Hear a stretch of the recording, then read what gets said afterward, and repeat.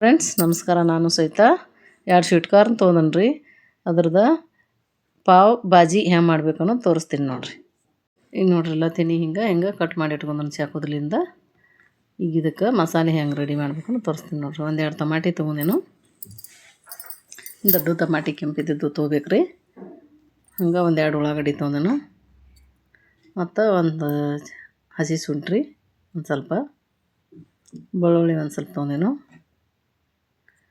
ಇದಕ್ಕೆ ಒಂದು ಚಮಚೆ ಅಟ್ಟ ಗೋಡಂಬಿ ತೊಗೊಂಡೀನಿ ರೀ. ಸ್ವಲ್ಪ ಕೊತ್ತಂಬರಿ ಹಾಕಿದ್ದೀನಿ ರೀ. ಹಂಗೆ ಒಂದು ಸ್ವಲ್ಪ ಕರಿಬೇವು ಎಲ್ಲ ಹಾಕಿ ಮಸಾಲೆ ರುಬ್ಬಿ ಇಟ್ಕೊಂಡನು. ಈಗ 1 ಚಮಚೆ ಎಣ್ಣೆ ಹಾಕತ್ತೀನಿ ರೀ ಒಗ್ಗರಣೆಗೆ. ಅರ್ಧ ಚಮಚೆ ಸಾಸ್ಮೆ, ಒಂದು ಅರ್ಧ ಚಮಚೆ ಜೀರಿಗೆ ಎಲ್ಲ ಹೆಂಗೆ ಚಟಪಟ ಅನ್ಬೇಕು ರೀ. ಒಂದು ಅರ್ಧ ಕಪ್ ಶೇಂಗಾ ಕಾಳು ಹೀಗೆಲ್ಲ ಫ್ರೈ ಮಾಡ್ಕೋಬೇಕು ರೀ ಸಣ್ಣಂಗೆ. ಸ್ವಲ್ಪ ಗೋಡಂಬಿ ಹಾಕ್ಕೊಂಡೇನಿ ರೀ. ಉಳ್ಳಾಗಡ್ಡಿ ಒಂದು ಸ್ವಲ್ಪ ಚಂದಂಗೆ ಹಿಂಗೆ ಎಣ್ಣೆಯಾಗ ಎಲ್ಲ ಫ್ರೈ ಮಾಡ್ಕೋಬೇಕು ರೀ. ರುಚಿ ಅಂತೂ ಭಾಳ ಮಸ್ತಾಗಿರ್ತೈತೆ ರೀ ಇದು. ಮಕ್ಕಳಿಗಂತೂ ಎಲ್ಲ ಭಾಳ ಇಷ್ಟ ಆಕೈತಿ.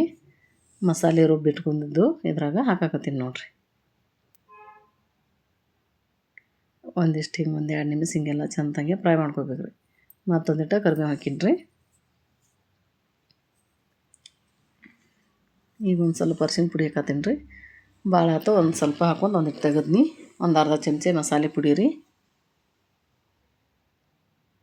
ಹಿಂಗೆಲ್ಲ ಫ್ರೈ ಮಾಡ್ಕೋಬೇಕು ರೀ ಇದನ್ನು. 1 ಚಮಚೆ ಖಾರದ ಪುಡಿ ರೀ. ಖಾರ ತಿನ್ನೋರು ಜಾಸ್ತಿ ಹಾಕೋಬೋದು, ಕಡಿಮೆ ತಿನ್ನೋರು ಕಡಿಮೆ ಹಾಕೋಬೋದು. ಆ ಮಸಾಲೆ ರುಬ್ಬಿದ್ದು ನೀರು ಇತ್ತಲ್ಲ ಅದನ್ನು ಅದ್ರಾಗ ಹಾಕೀನಿ ರೀ.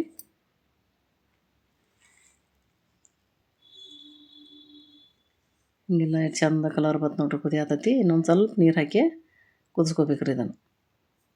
ಈಗ ಕಟ್ ಮಾಡಿ ಇಟ್ಕೊಂಡ್ರು ಸ್ವೀಟ್ ಕಾರ್ನ 1 ಕಪ್ ಇದ್ರಾಗ ಹಾಕಿ ಹಿಂಗೆ ಕುದಿಸ್ಕೊಳತ್ತೀನಿ ನೋಡಿರಿ.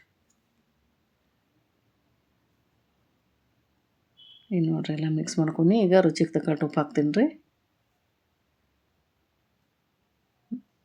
ಮ್ಯಾಲೊಂದು ಸ್ವಲ್ಪ ಕೊತ್ತಂಬರಿ ಹಾಕಾಕತ್ತೀನಿ ರೀ. ಉಳ್ಳಾಗಡ್ಡಿ ತಪ್ಪಲು ಹೂವು ಇರ್ತೈತಲ್ಲ ರೀ, ಅದನ್ನು ಸಣ್ಣಗೆ ಕಟ್ ಮಾಡಿ ಅದ್ರ ಹಾಕೊಂಡನು. ಈಗ ನೋಡಿರಿ ಕುದಿ ಹತ್ತೈತಿ. ಒಂದಿಟ್ಟು ಕೊತ್ತಂಬರಿ ಸೊಪ್ಪು ಉದುರಿಸಿ ಬಂದ್ ಮಾಡಿಬಿಡ್ತೀನಿ ರೀ. ರೆಡಿ ಆತದ ನೋಡಿರಿ, ಚಂದ ಕಾಣತೈತಿ. ಈಗ ಇದಕ್ಕೆ ಪಾವ ಹಿಂಗೆ ಬೆಣ್ಣೆ ಹಚ್ಕೊಂಡರೆ ತುಪ್ಪ ಹಚ್ಕೊಂಡು ಹಿಂಗೆ ಬೇಯಿಸ್ಕೋಬೇಕು ರೀ. 2 ಸೈಡಿಂದ ಬೇಯಿಸ್ಕೋಬೇಕು ರೀ. ಹಿಂಗೆ ಮಕ್ಕಳಿಗೆ ದೊಡ್ಡವ್ರಿಗೆ ಎಲ್ಲರಿಗೂ ಇಷ್ಟ ಆಕೈತೆ ರೀ.